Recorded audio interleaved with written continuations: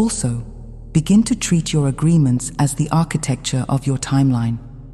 Many of you have been living as though your life is something that happens to you, and then you wonder why you feel disempowered.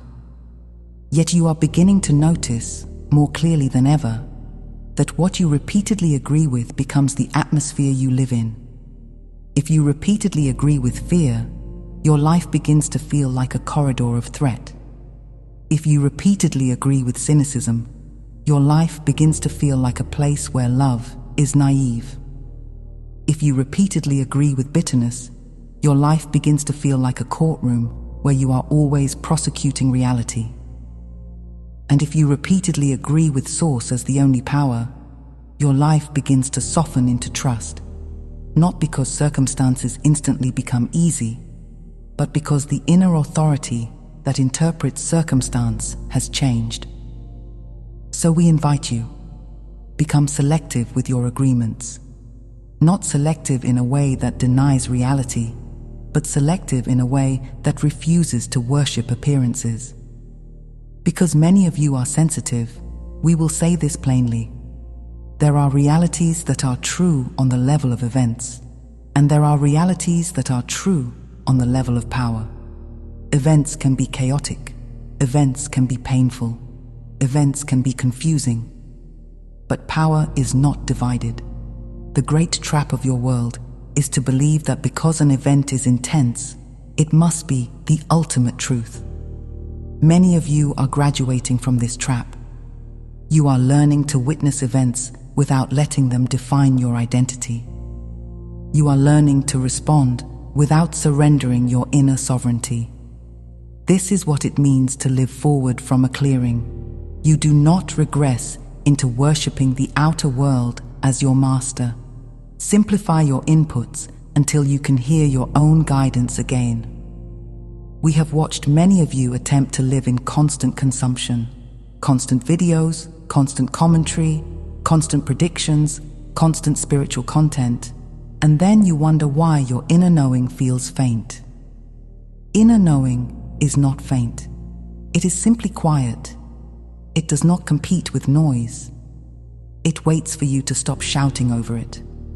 So there is a sacred discipline here that does not require harshness. Remove what agitate hooks you. Reduce what fragments you. Choose fewer sources. Choose cleaner sources. Choose slower sources.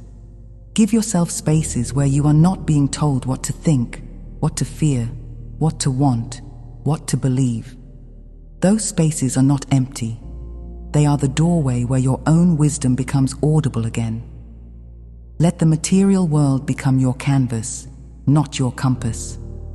Many awakened beings make an early mistake where they either cling to the material world as if it will save them, or they reject the material world as if it is beneath them, and both positions are still forms of attachment. The mature position is different. The mature position is: form is a place where love can be expressed. Form is where truth can be embodied. Form is where kindness can take shape. Form is where your devotion becomes practical. When you begin to live this way, you stop being confused by the question, does anything matter? Because you realize that mattering is not something the world grants you.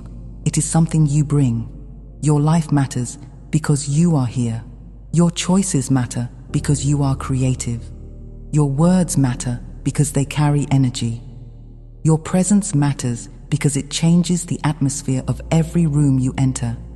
And you do not need to call yourself a hero to know this. You simply need to be honest. You are not passive, and your life is not meaningless. It is sacred, and the sacred is expressed through the ordinary. Allow the new strength to be gentle.